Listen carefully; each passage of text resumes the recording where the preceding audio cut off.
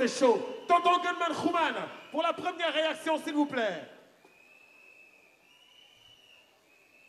Yes, Tonton Gunman Khouman. Alors, ñu xool rapidement naka la gisee les prestations de la petite de la Mauritanie et de la petite de Louga. Alors, micro, s'il vous plaît. Allez, c'est parti. Micro. T'attendez, joxel foofu ce micro. Yes. gën man xumaan.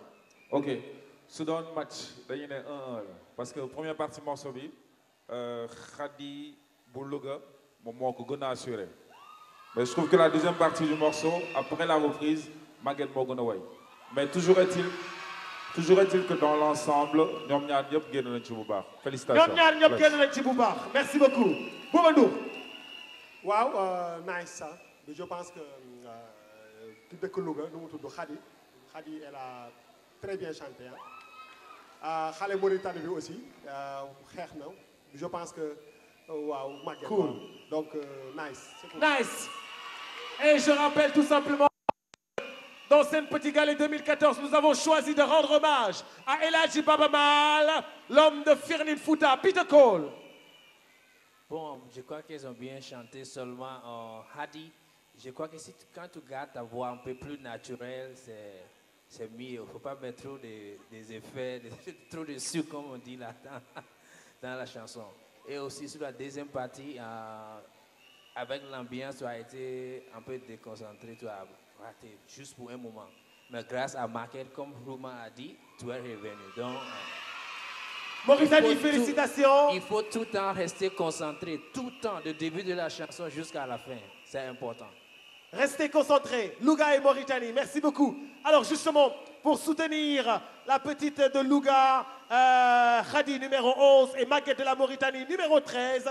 Alors tout de suite, Tata Ndeye Ndack, la suite. Alors la suite, on va rester avec Ami Collé. damay woo ki nga xamante ni moo dëkk Fatick nekk numéro 7 Cheikh Tidiane ak Pape Kaolack numéro 9 pour la 8e chanson Yaay Nogay. Tonton Boubacar. Alors passons, Tata Ndeye Ndack, oui, aux éléments de présentation. C'est maintenant les éléments de présentation.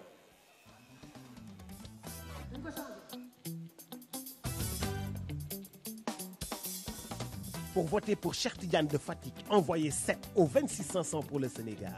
Pour la Gambie, 2121 Africell. Pour la Mauritanie, 1617 Matel. man la Cheikh Tidiane Lam da présenté wu Sen Petit Gallé Fatick sama numéro mooy numéro 7 ma bëgg ngeen voté ma yéen ñëpp waa Fatick pour ma mën a indi ndam bi Fatick.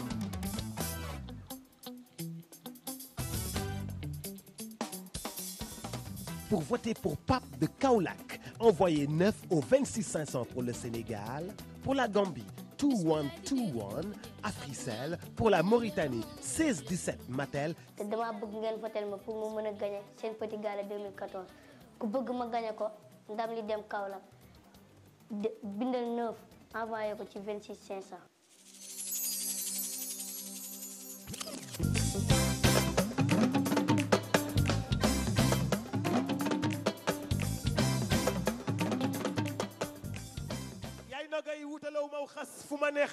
Tout de suite avec Cheikh Tidiane de Fatick.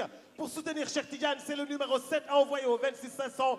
Pape de Kaolack pour le soutenir, le numéro 9 envoyé au 26 500. Ça y est, c'est maintenant 5, 4, 3, 2, 1, go, c'est parti.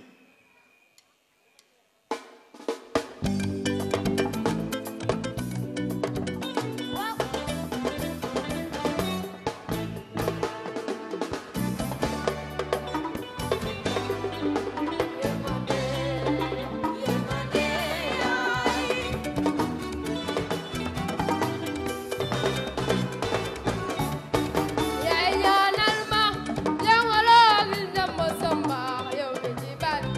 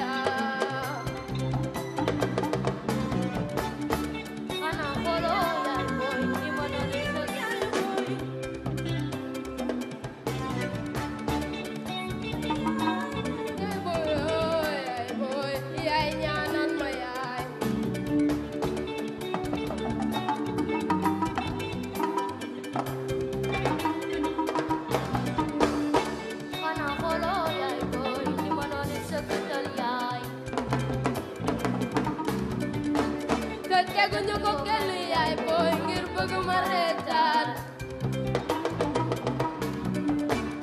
Tebu yàlla buur bi na waaw billaay duñu ma reetaan yaay bu sa doomu xas bu ma neex daagu jamono jëndul ma sa mbaayaan ay ñaanal yaay booy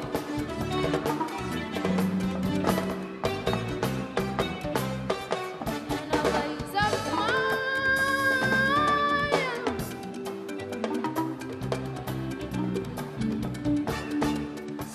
yaay yaay booy yaay ñaanal yaay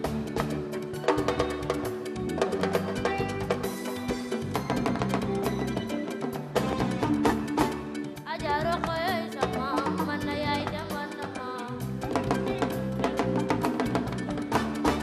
am nga caamin lu ñu naan asa ñàkkate Abdalaay mbokkum yaayu Mamadou Njaay Fatou Mbay nga bokkal yaay yaay bu jotoo xas bu ma neex daagu jamono jëndul ma sa mbaayaan ay ñaanal yaay booy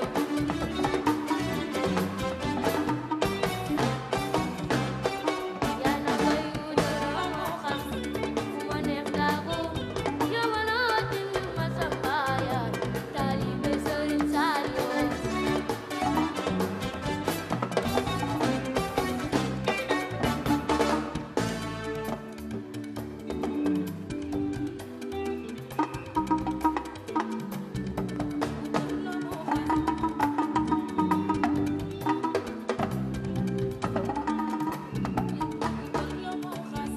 fu ma neex daagu jamono jëndul ma sa mbaayaan ay ñaanal yaay booy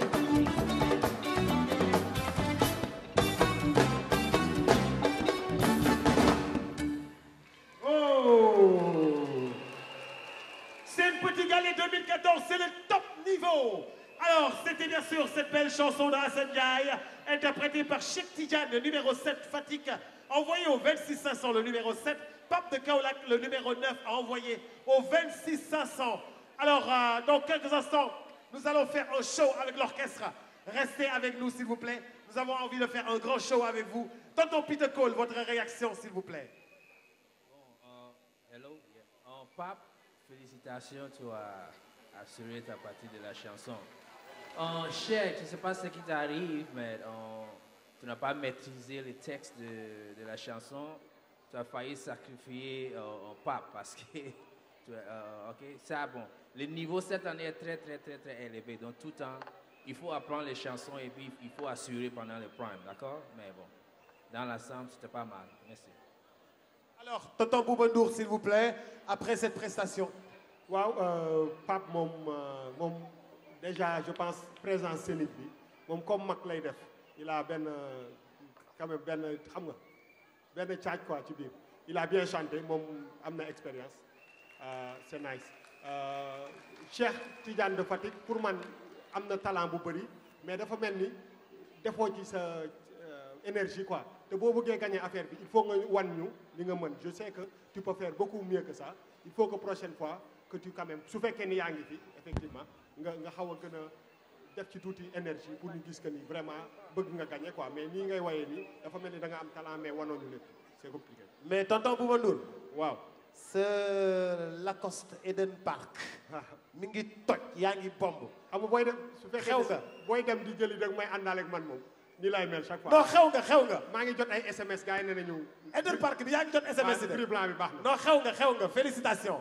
Tonton Gënman Xuman. ok man li ma jot a remarqué mooy Cheikh Tidiane da nga am problème de confiance yaa ngi si kaw scène bi waaye nekkoo ci kaw scène bi xam nga yéen a ngi way ngis public bi yëpp di fecc waaye yow sa bopp yaa ngi mel ni ku réer affaire bi du noonu sa baat neex na mun nga way waaye affaire bi du way kese affaire bi mooy way waaye tamit il faut nga am noo ko wayee il faut nga am looy mel si kaw scène bi concours la gis nga sànq ba léegi xale yaa ngi way ku nekk mi ngi joxe maximum am tey dañuy éliminer ñetti personnes ñaanal yàlla bañ ci bokk waaye tamit il faut nga joxe à 100% sama copain Pape guerrier la waaye Pape tamit Pape del bouger Pape xam nga del yëngu del dem gauche yenn saa yi nga dem droite yenn saa yi nga avancé yenn saa yi nga dellu ginnaaw parce que tamit jeu bi waxtaan la way la c'est vrai waaye ci biir way bi tamit am na noo war a mel waaye yenn saa yi damay mel ne yow tamit sa waay moo la xawal a yóbbaale donc bàyyi leen xel bu baax ci li ngeen di way waaye tamit yéen a ngi ci kaw scène Sénégal yëpp a ngi leen di seetaan Sorano yëpp a ngi leen di seetaan donc il faut que tamit ngeen bégal leen ngeen mën a def loo xamante ne dina leen mën a bégal n'est-ce pas mais sinon way bi way ngeen ko am na yenn erreur yu ndaw waaye dans l'ensemble booy mën nañu way félicitations. Kër gi la maison. Dans quelques instants nag dinañu xam kan ak kan mooy des ak kan yi ñibbi mooy loolu. jaajëf merci beaucoup merci à tout à l'heure alors amul benn problème léegi inchallah je vais demander aux membres du jury de se retirer léegi ñu ngi ñëwaat ak benn tonton mystère wax ñu ñan ñooy des ci kër gi alors wax ñu ñan ñooy des ci biir kër gi ak ñan ñooy dem Modou Gueye héritage merci beaucoup Maman Koumba merci beaucoup Maman Koumba alors Aladji Diaga Niang ses enfants merci beaucoup Modou Gueye héritage vous avez habillé les enfants Modou Gueye héritage merci beaucoup xale bi dama bëgg ñu tàccul ma ko bu baax a baax ci disponibilité am ñëw solal xale yi ñawal leen affaire bi rafet na kontaan nañ ci bu baax a baax Modou Gueye héritage nekk Castor yaa doon ñaw boo ñawee war ngaa ñaw boo ñawul war ngaa ñaw Modou Gueye héritage alors tout de suite Tata Ndeye Ndak dama bëggoon ñu présenter orchestre Sen Petit Gallé balaa dara di xew demal ne metti ay son mais attention nous allons prendre les impressions des nominés d'abord les impressions des nominés avant de présenter l'orchestre et de faire un grand show avant de donner les résultats. Impressions des nominés.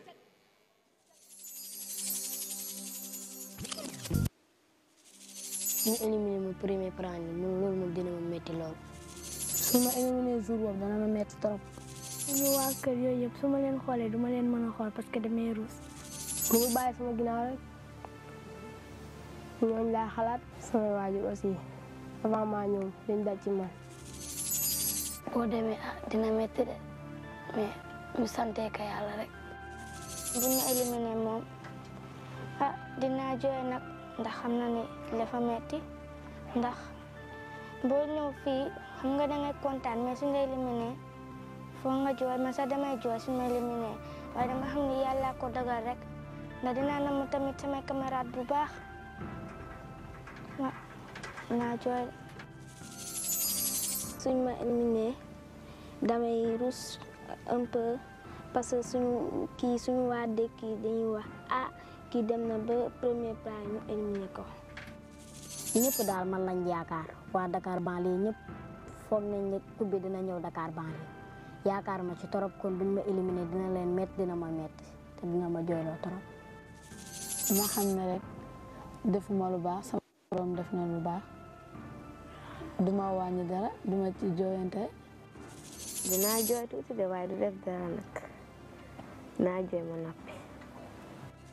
te dama jógee ba sama dëkk nit yi jox ma confiance ma ñëw ba fii ñu may éliminer xam nga tam neexul ci xol waaye lu mënti am rek naa xam ni ki lu naroon am la te di ci sant suñu borom.